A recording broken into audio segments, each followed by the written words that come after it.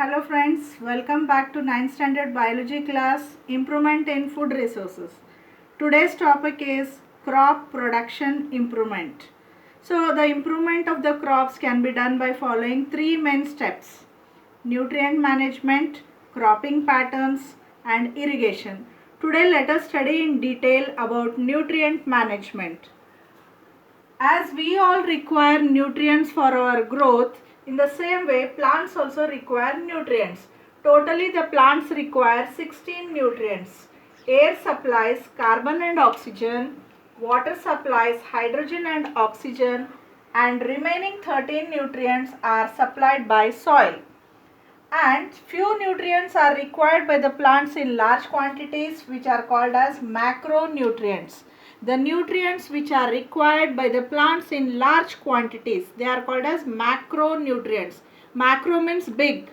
And in the same way, the nutrients which are required by the plants in small quantities, they are called as micronutrients.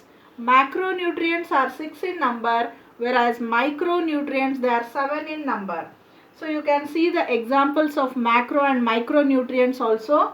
Here I have written the symbols: nitrogen, phosphorus, potassium, calcium, magnesium and sulfur for macronutrients, and example for micronutrients: iron, copper, zinc, molybdenum, chlorine, manganese and boron.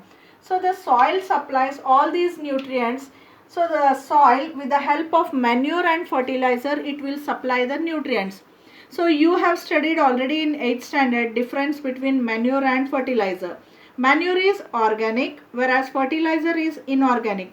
Manure can be prepared in the fields, whereas fertilizers can be prepared in the factories.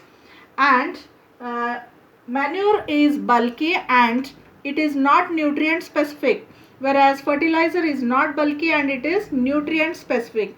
Now you have to differentiate manure and fertilizer also. So now I am going to give you a few questions as homework. Please take down the questions.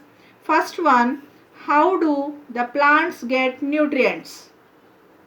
Second question: write the difference between macronutrients and micronutrients.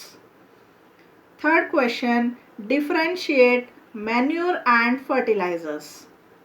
And fourth one: how the manure is advantageous over fertilizers. Thank you. Let us continue in the next class.